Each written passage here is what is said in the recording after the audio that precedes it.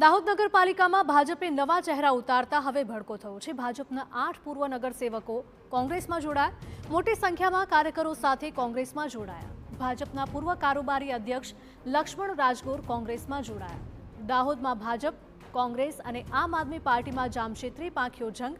ભાજપના નારાજ નગરસેવકોને મનાવવાનો પ્રયાસ નિષ્ફળ સાબિત થયો છે।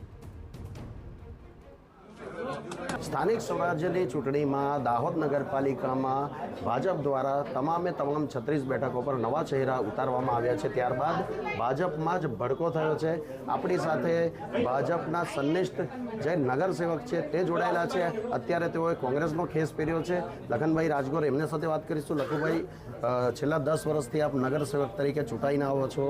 આપને અનેક એવોર્ડો પણ મળ્યા છે આ બાબતે, પરંતુ આ વખતે ભારતીય જનતા પાર્ટીએ આપને ટિકિટ નથી આપી। શું કહેશો?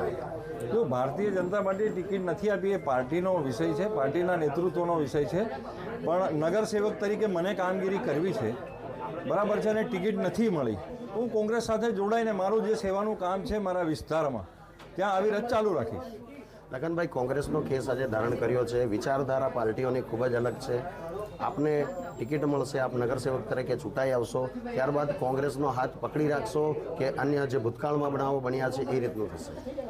જો પાર્ટીની વિચારધારા ગમે તે હોય, મારી વિચારધારાથી હું કાઉન્સિલર છું। દરેક સમાજ, દરેક જાતિ ધર્મના લોકોના હું કામ કરું છું। કોરોના કાળમાં પણ એકમાત્ર એવો કાઉન્સિલર હતો દાહોદ નગરમાં કે 24 કલાક મારું કાર્યાલય ચાલુ રાખીને લોકોને હું મદદ કરતો હતો। એટલે મારા માટે એ વિચારધારા કે એ વિષય નથી। મારા માટે મારા નગરનો નાગરિક એ કોઈ પણ હોય અને એને હું કોઈ જગ્યાએ કામે લાગી શકતો હું તો એનું કામ મારે કરવાનું। ભાઈ, ખાસ કરીને જો વાત કરવામાં આવે તો આજે કુલ કેટલા નગરસેવકો આપની સાથે અહીંયા કોંગ્રેસનો ખેસ ધારણ કર્યો છે? 8 ભૂતપૂર્વ કાઉન્સિલરો મારી સાથે જોડાયા છે। તો આપણી સાથે આ હતા લખનભાઈ રાજકોર કે જેઓ પોતાનું એક અલગ જ નામ છે, પાર્ટીના બેનરની કોઈ જરૂર નથી। ત્યારે હવે દાહોદ નગરપાલિકાની ચૂંટણી કઈ રીતે રસપ્રદ રહેશે એ જોવાનું રહેશે। પરિંચાલી, હા, TV9 દાહોદ।